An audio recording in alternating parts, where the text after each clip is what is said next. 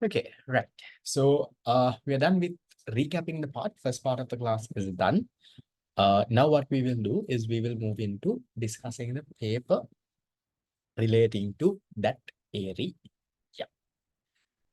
So this is revision paper number 3, the paper that you all had to submit by 3 p.m. today. I think there was a little less than answers, little less than revision paper number 2, but the ones who have submitted, I saw you all have written some good answers.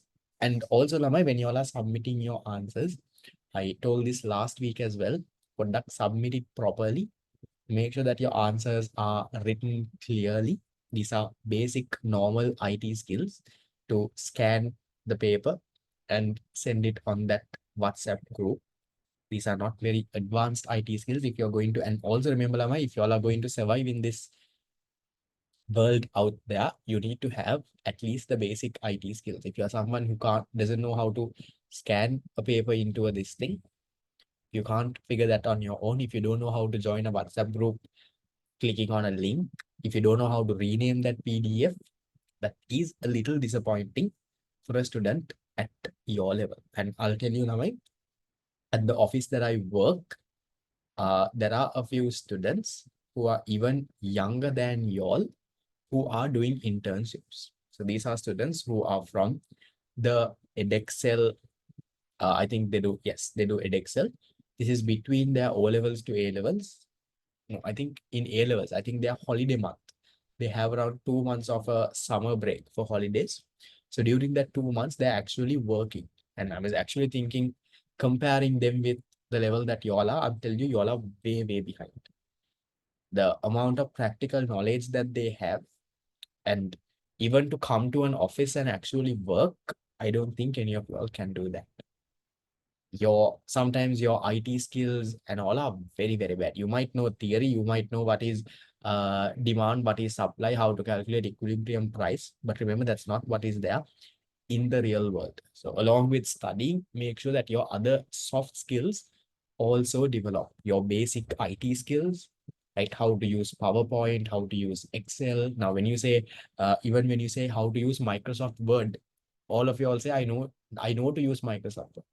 Using Microsoft Word doesn't mean Lama just typing. How to properly format something. Now, even for example, this tute that I make is on Microsoft Word. So can you make a tute like this? At least by looking at this, do you know how to put these lines and how to format it like this and how to uh, use those boxes like that and how to add the header and how to add the footer, how to format it properly? Do you know how to do that? Those basic skills have to be there, Lamai, because otherwise, trust me, you're not going to get hired anywhere out there. And any firm doesn't hire you based on what your A-level result is or how much your term exam mark was. They hire you based on how you perform in the interview, how you talk, right? So that's one thing that they think. Because no matter how much your marks and all of this diploma, if you can't talk properly at an interview, they're not going to hire you. If your English is bad, they're not going to hire you. If let's say after that, sometimes usually interviews, Lama, they have after that, they have an exam. So exam is not going to ask you to calculate demand and supply. They'll give you a more practical exam. So there they will test your IT skills and also can you do those? So please work on those stuff. So even if you're struggling to submit a scanned answer, put your papers into one PDF and submit. That shows the level of IT skills that you might be having. So that's something that I want you all to work on in the next 1 year. So just repeating again, when you all are submitting papers, Lamai, please don't ignore this first page. At this first page also, even if it is blank, that's okay. So in this first page, because to write comments and all, Lamai, there needs to be a space. Some of your scan document starts from this. Your scan document will not start from this. It has to start from the first page. So on your first page, maybe on the top, have your name, have your contact number. So because if we want to contact you for anything or send the paper personally, and also have your school so that it's easy to find, then at least if we know someone from the other school, we can tell Ane, send this to this one. So your name, contact number, and your school, and also rename the PDF that you send. Your PDF can't be doc something something or something something away.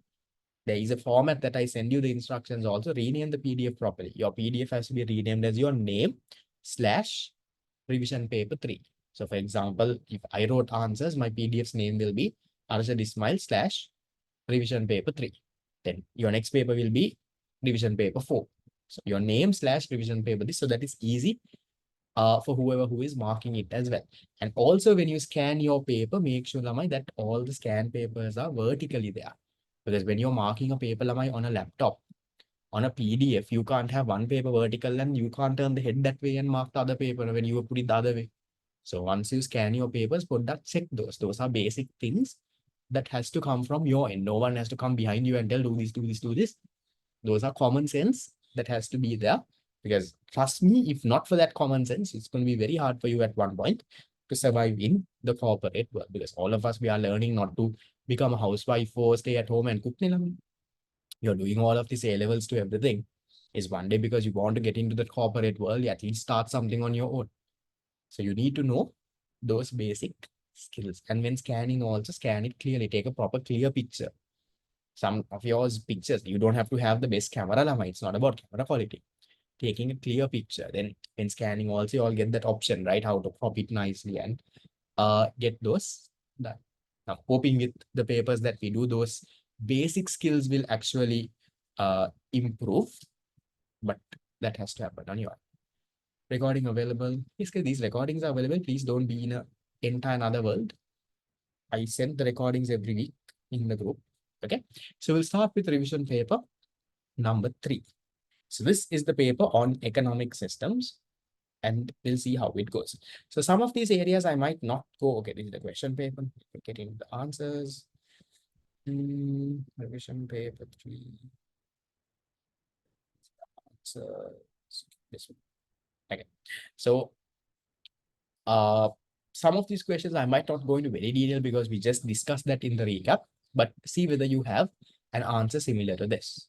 So starting with Lamai, question number 1. Question number 1 is a 9-mark question. You will not get a big question like this in your paper, but I wanted you to see whether you can recap all of this. So the first question is asking, explain how each of the following economic systems will answer the 3 basic economic problems. That's what we learned in the recap. So 1 mark for each of these, you get 9 marks. So how does a market economy answer what to produce? You mainly have to talk about the price mechanism. You have to say that they will look at the price signals using the price mechanism, and they will produce the most profitable goods and services. If you have a proper correct answer, you will get 1 mark. If your answer is not very correct, you will get half a mark. If it's completely off, you get nothing. So you get 1 mark for a correct answer. How does a market economy answer how to produce? Remember, we talked about, again, they will look at the price signals in the factor market, and they will see which method minimizes their cost and maximizes their profit. Labor intensive or capital intensive, which one minimizes their profit and minimizes their cost and maximizes their profit is what they will choose. So you have to talk about that. Minimize cost, maximize profit based on price mechanism. Those are the keywords that have to be there. How do they answer whom to produce?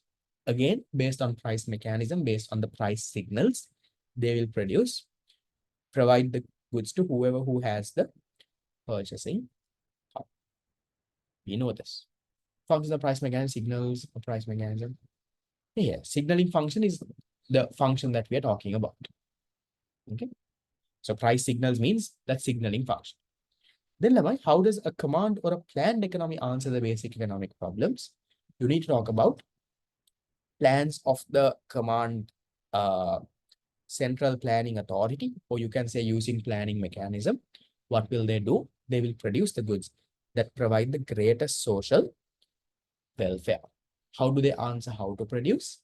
Again, using planning mechanism, or in other words, the plans prepared by the central planning authority, they will do what? They will produce the goods in a way that gives the highest benefit to the public. How do they answer whom to produce? A command economy will try and make sure, they will make sure that people get equal wages, they will set the prices, and they will distribute the goods in a way that ensures greater social equity, minimizing all the disparities. So keywords have to be there. Then how does a mixed economy answer this? Remember, that's what we just discussed before the break. Mainly using price mechanism. I'm not going to detail. Mainly using price mechanism, but different forms of government intervention. Since it's 1 mark, I have not gone in detail. I have just left it there. Here also, mainly using price mechanism, but the government will intervene for, they will provide tax benefits, they will provide wage controls, provide subsidies for all labor intensive industries. Then how do they answer whom to produce? Whom to produce? Again, based on price mechanism, but government will intervene to make sure there is equity.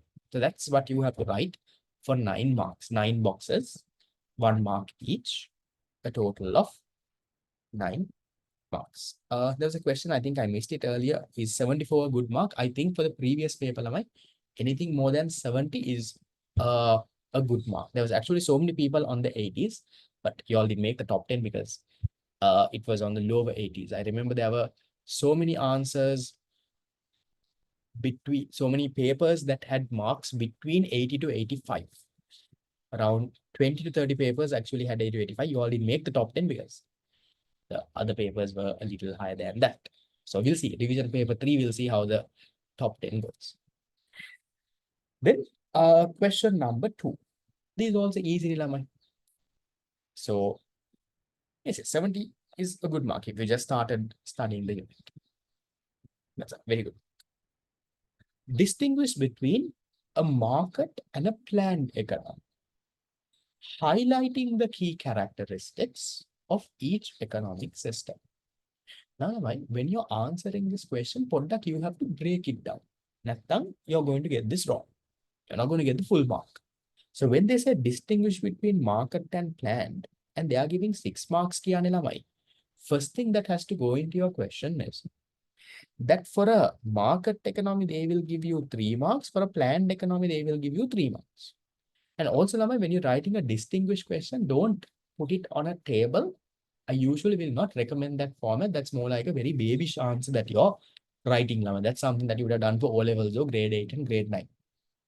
So when you're writing an A-level question that says distinguish, keep it on a more paragraph-based format.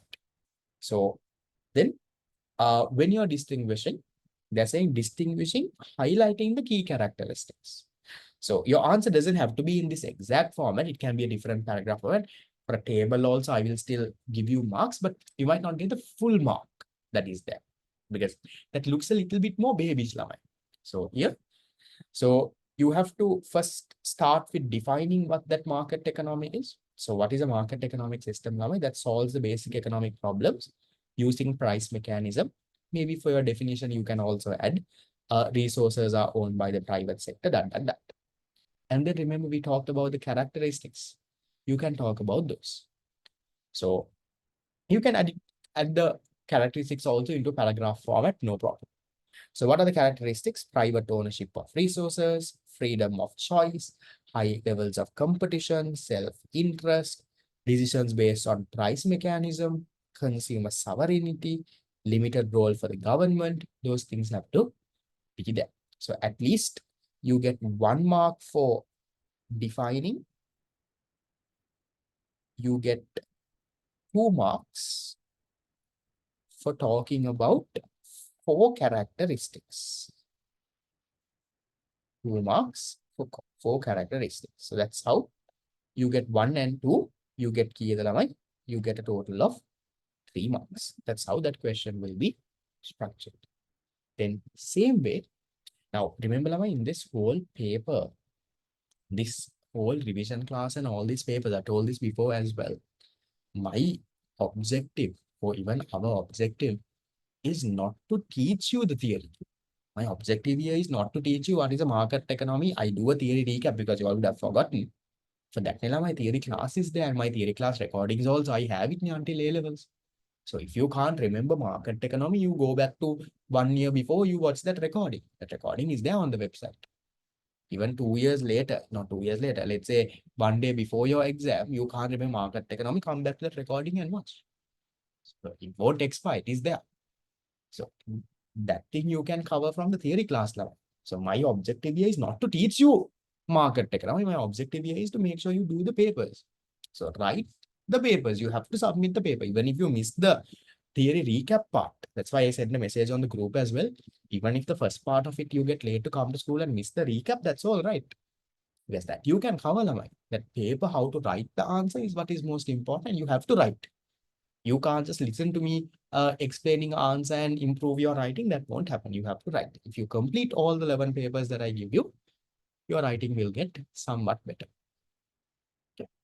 Then command economy, you define it for 1 mark. For 4 characteristics, you get 2 marks.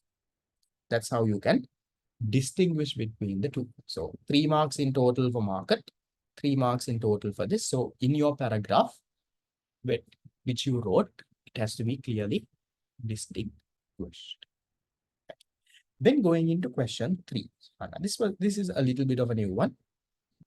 So question 3, part A. Explain the following concepts that relate to a market economy. First one is called the invisible hand. So they're asking, what is this invisible hand? How does this work? So what is this invisible hand, Lamai?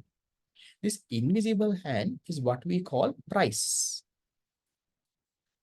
So this thing, it might not have been directly in your tute. So there was this guy called Lamai, the father of economics, whom we call Adam Smith. So Adam Smith, in his book called Wealth of Nations, so this is around 200, 300 years ago, right? In the 1970s, not 1970, 1700s. In the 1700s, he came up with this book called The Wealth of Nations. In this book, he talked about price, or this whole price mechanism that we are talking about, Lamai. So he talked about how important the role of price is for a market to function.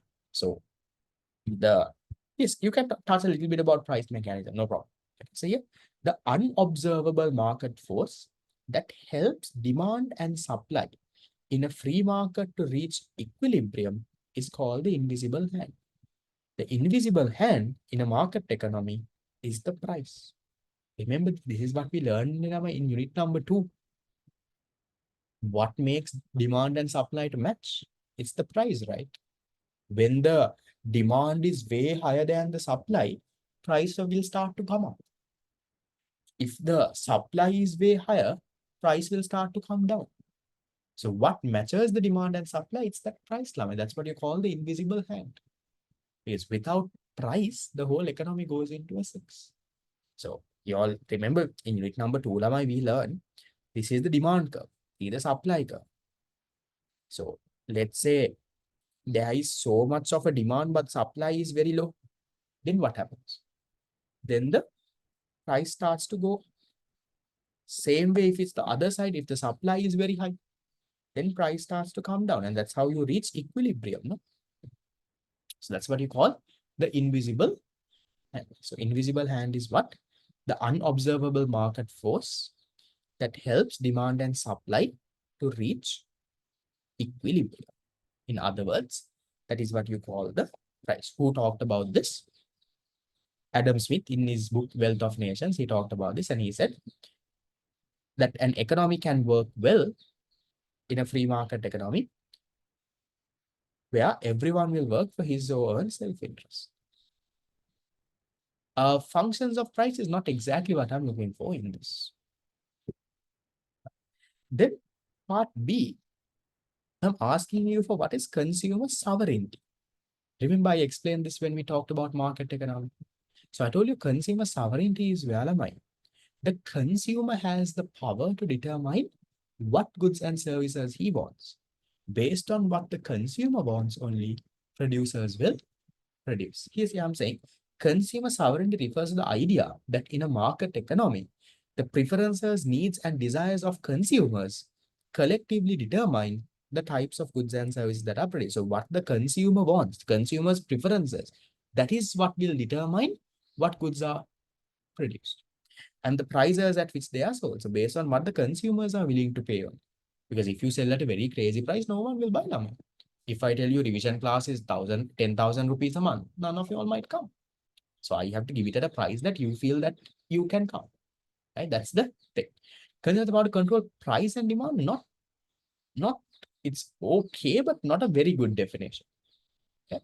So here you say, in other words, the consumer holds the ultimate power in shaping the economy through their purchasing decisions. So basically, what is consumer sovereignty? Consumer has the power to determine what goods are produced.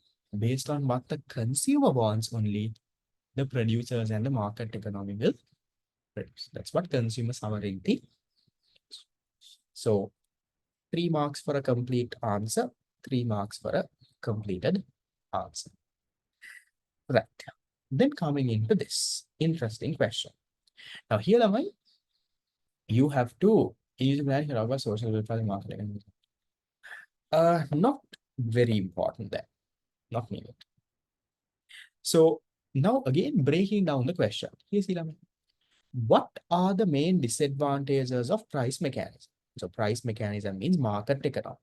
So main disadvantages of price. Now this question is what? When the question says what, Lamai, you can write point. You can write your answer in point form. What? If they say state, if they say list, you write it in point form. What are the disadvantages of price mechanism? And I have given in point form. So 3 marks for that. Then the question doesn't stop there. There is another part of it. What are the main disadvantages of price mechanism as a means of allocating resources and justify? Now, see, now the question verb is justify. First, the question, now that question verb is very important. Because others all write nonsense. First, the question verb is what? What now you can write points. When you say justify or when you say explain, then you have to come in a big paragraph for it. Justify whether government involvement is needed. So you have to say, should the government involve? Because first you talk about the disadvantages in the price mechanism, saying only if the private sector runs a thing, problems like this can happen. Then I'm asking you, should the government involve? So what are the disadvantages of price mechanism? We will learn this in more detail in unit number 8. Unit number 8 we have not covered yet. That is called, there is a part on market failure. How this market economy that we studied in unit number 1, what we just studied, how this market economy fails, Lamai. Unit number 8. That's a very interesting part. How government intervenes and how they try to rescue the economy, how they also fail. That's an interesting stuff. So what are the disadvantages or the issues in this price mechanism or market economy? So one is high levels of income inequality. That's a problem. Then a market economy will not provide goods like public goods. For example, things like street light. Now, can a country function without street light? No. But a market economy who is always profit oriented will never come and provide those. Then market economy will fail to consider external cost and benefits. We will learn these more in detail. Remember, in unit 8, right now you might not understand this too much. We will learn that in unit 8. Then sometimes in a market economy, due to lack of competition, there could be monopolies. Then there could also be macroeconomic instability, prices going up and down. Yes, you can talk a little bit about environmental damage, right? Environmental damage. Those are also okay. So ideally, 3 disadvantages. You need to have 3 points there. In point form, don't need to explain. So now, the government intervening part. Yes, you can talk about labor being exploited, correct. Right. Labor exploited, fine. Okay, anything reasonable, you will get your mark. Then, why should the government intervene? Yes, I'm saying, government intervention in a market is crucial to address the limitations of price mechanism and achieve fairness. These are limitations, right? These are problems. So to address these problems, I am saying government intervention is needed. Now that's why now see all of these problems kind of get solved with government coming in. Yeah. The presence of income inequality. When the government comes in, what do? They charge taxes from the rich and gives it to the poor. They solve that.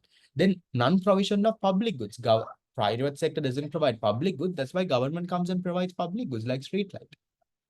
Then we'll leave the third one since you don't know that. Then fourth one, Lama. Sometimes in countries, if businesses merge and become like a monopoly, if they become very powerful, that's a problem. So governments don't allow that. Now, for example, if Dialog and Mobitel are going to merge together, government will say, no, you can't. Because they might become very powerful. Then they will charge crazy prices and do stuff. So there are mergers and acquisition acts.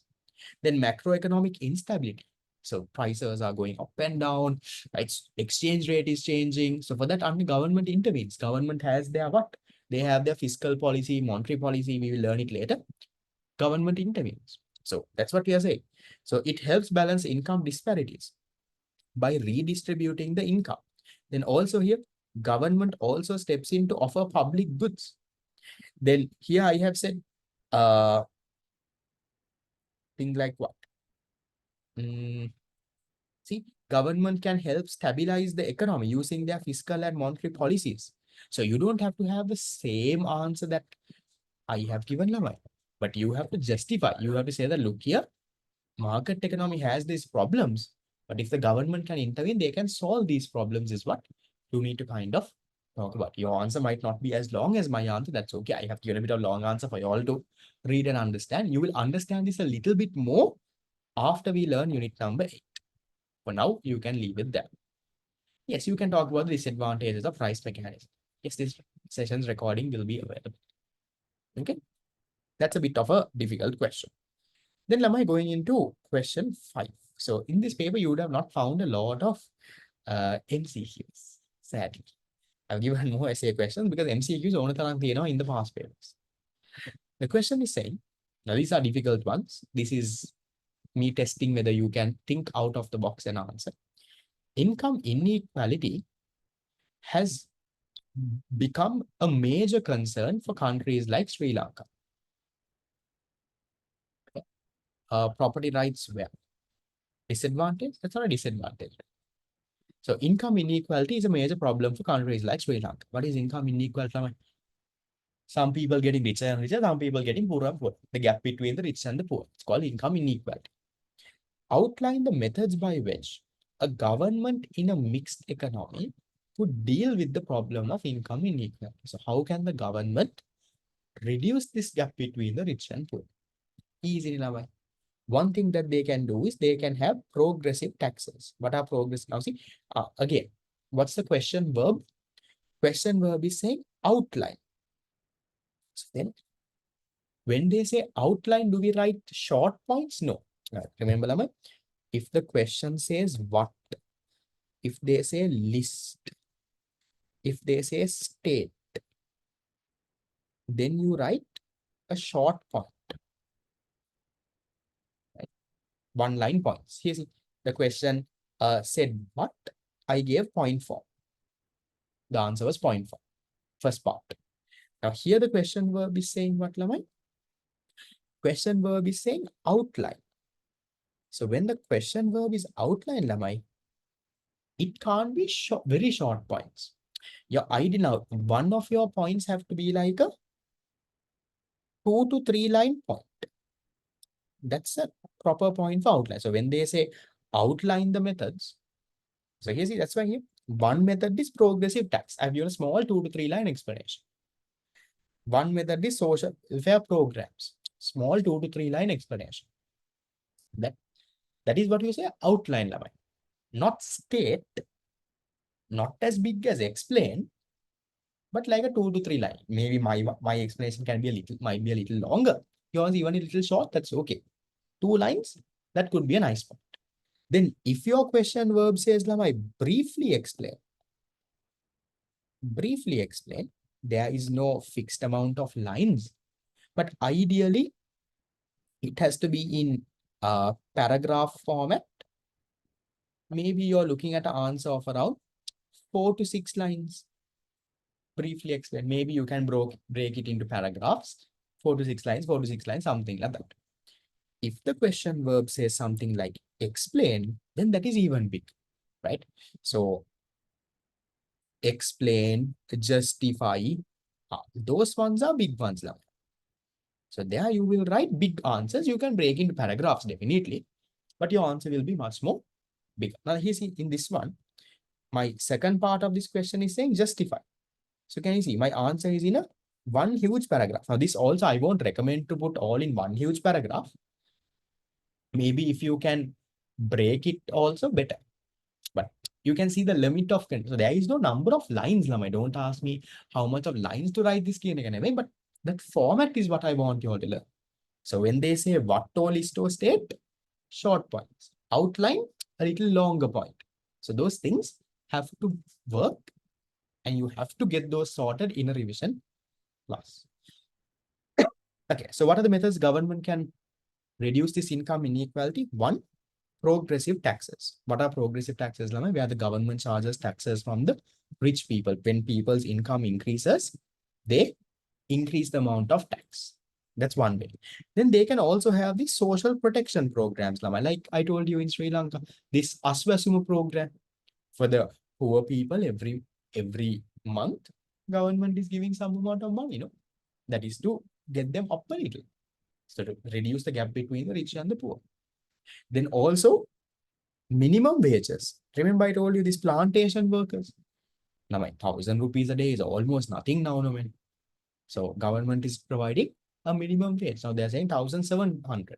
But then that is debated and all. Now I think they came to a level saying 1,350 is what they will give as minimum wage.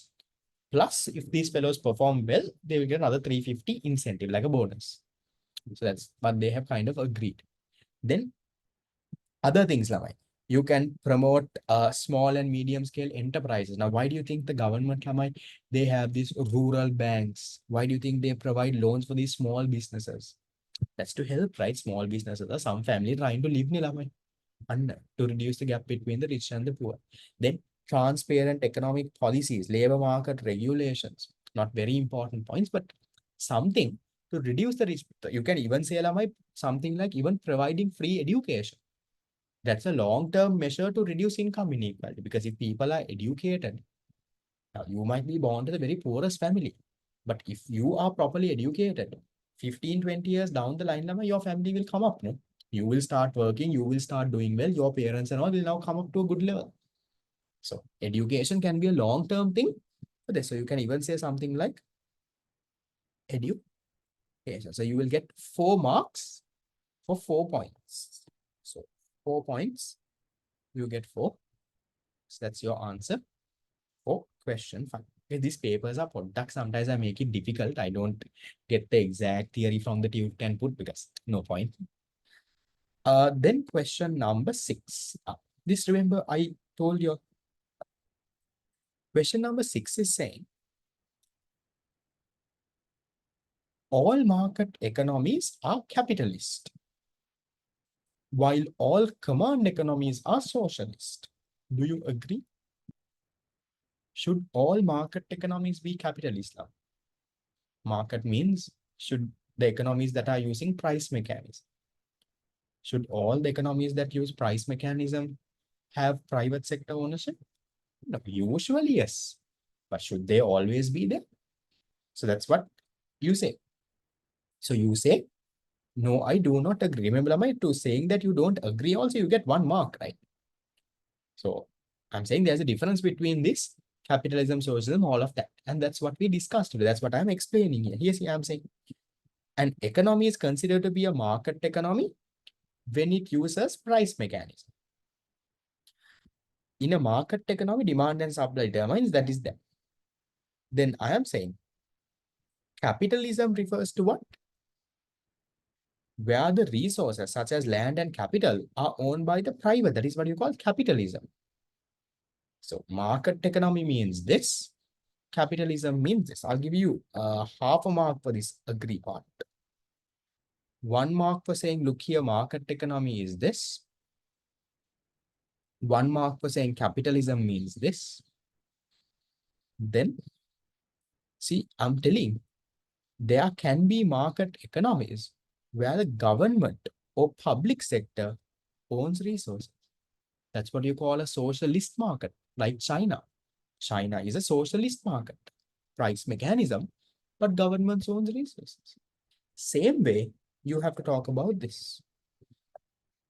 So you get, for this, both of it, I'll give you 1 mark. Command economy is the economy that uses planning mechanism. Socialism is where government owns the resources. So it doesn't always have to be there. Okay. They're saying, while command economies are often associated with socialism, not all socialist economies are purely command. It can happen the other way as well. So that story, see whether you have properly kind of explained. The answer format of yours can be different, but what you will not have my exact answer format, Lamai. So your answer has to be what? You have to say, look here, a market economy is based on price mechanism. A capitalist economy is based on who owns the resource, the private sector owning resources. So usually market is capitalism, correct? But market economies doesn't always have to be capitalist. That part has to be clearly there. Same thing with the other part. As long as you have given that properly, you will get your 4 marks. How many of you wrote a proper answer for something like that? Yes. Wrote something. Some, it might not be the exact same thing that I have given, but somewhere around there. Good. Then going into, so I will share this answer scheme as well after class. Product C, what I have written, what you have written, compare and see. That learning point has to be there. Then question number 7. Explain why the Sri Lankan economy is considered to be a mixed economy. Why is Sri Lanka to be a mixed economy? So you can start your answer by defining a mixed economy. Here, see. Give me a second. Okay.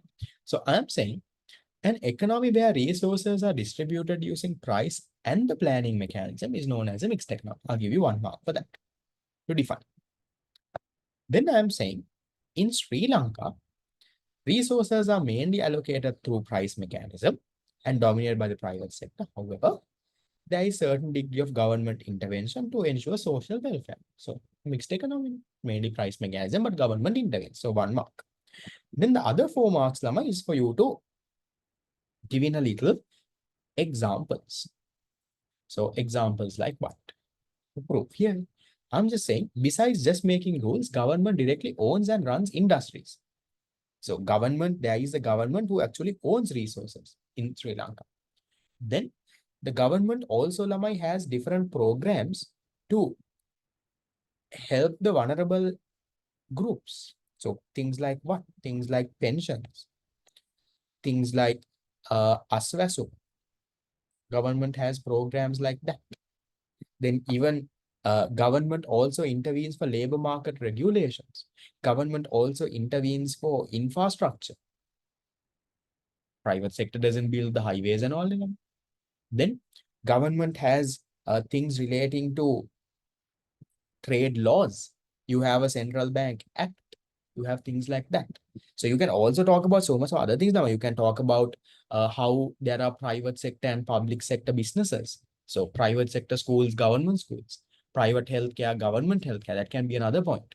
So you can talk about both private and government businesses. You can talk about Lamai government charging taxes. You can talk about how the government helps with redistribution of income, right? So all of those you can highlight. It doesn't have to be the points that I have written. Anything that proves that Sri Lanka is a mixed income, you can, sorry, mixed income, mixed economy, you can give in as points. Yeah. Right. Those are for the difficult ones. Then question number 8. Would have been happy to see a MCQ in the middle. The only MCQ in this paper. Which of the following is a main characteristic of a social market economy? Remember, this I've taken from a past paper itself. What did I tell you? social market economy, very similar to a market economy, but to provide social welfare, to ensure social justice, government intervenes. There is a very strong what role? Very strong state role to make sure there is welfare. That is that. That's why we talked about pensions, Aswasuma, Mahapola scholarship, everything. Government comes and provides. Do you get that wrong? One is wrong, Lama. You can't say private ownership of all resources. Now, if you take a social market, Lama, that's coming under mixed economy. So how are you saying private ownership of all resources? You can say private sector of most resources. Now, when you take Sri Lanka, most resources are owned by the private sector. I agree. You can't say all resources. And even if they said that, Lama, that is not the defining characteristic, right? Maybe if the question was, what is the main character? Now they're asking, what is the main characteristic? If they ask, what is the main characteristic of a market economy, then you can say price mechanism or you can say private sector ownership. They are asking them now, when you always the main one, right? The main characteristic of a social market is not private sector ownership. Main characteristic of a social market economy is that government's role to protect the people. That's the main characteristic. So don't go with ones that are not the main. Okay. Then question number 9. Okay. This is the one that we kind of have been discussing. What is a social market economy? How does it differ from a socialist? So this kind of question, Lamai, you have to put that now explain. Now you can break it down. So what is a social market? So ideally, Lamai, you will get around 2 marks for this. Then how does it differ from socialist? Means you are now explain socialist and you have to show the difference. That's another 2 marks there. So how do we talk about this? So here's the I'm saying, what is a social market economy? Similar to the note that we had, a market economic system where government intervenes to promote social justice. That's what you call a social market economy. Very similar to a market, but the government will intervene to promote social justice. So government will intervene to protect human rights. They will implement broad social protection networks. They will, in situations of disaster, aging, that's why pensions, right? Poverty, during unemployment, during all of this, government will intervene. So talking about that, you get a 2 marks there. Then how is it different from a socialist market? You see, social market is this. So here see, on the other hand, a socialist market is where more government control. The government owns most of the businesses. Okay. And they will decide what to produce and all of it. While so here you can also add Lamai, that there is price mechanism, right? Even though government owns the resources, the decisions relating to resource allocation, you can make that answer a little better. You can say decisions relating to resource allocation are made using the price mechanism.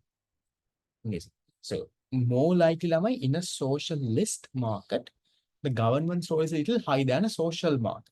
Because in a socialist, government is owned it, like in China, government owns the resources and all of that. So you have to put the distinguish that and show. Okay. That's 9. Then the last question I gave you easy one to end off.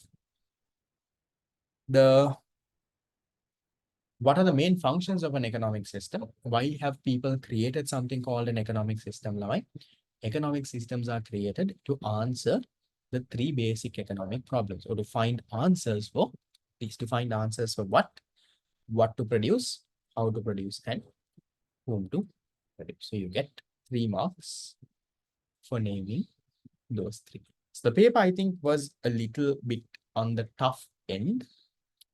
Because no point of doing a very easy paper. So what I want you all to do is, Lamai, Can you all also work on the past papers of this? So past papers, where are the past papers? So you will be doing past paper focus area 3. These are the past paper that you will be doing. No, households, government firm, that's not the answer. They're asking for the functions of economics, not the elements. Okay, so this is the past paper questions from this area, which you will be doing for homework. Answers of this within 1 week, I will send. So all the past papers from 2011 to 2023, I have put in this. So covering the focus area that we did today. So ideally this week you focus on this, study this area, make the short note, do the revision paper, come to class, see that, do the past papers, do all of that. So your week is made in that way so that you will finish all of that. So there are, you will see what type of questions they ask, what type of things are there, what type of essay questions they ask, all of this you can actually have a look. Social market economy, government intervention for social welfare. For social welfare. Right. This is your homework paper, the past paper. You can also work on the take-home papers. Take-home papers have everything though, but you can work on that. Right. So with that, shall we wrap it off for today? We are done for the day. I will see you all 3 people on Monday. So 3 people, we have extra class this Saturday. So that extra class, I'll remind you all again on the theory group.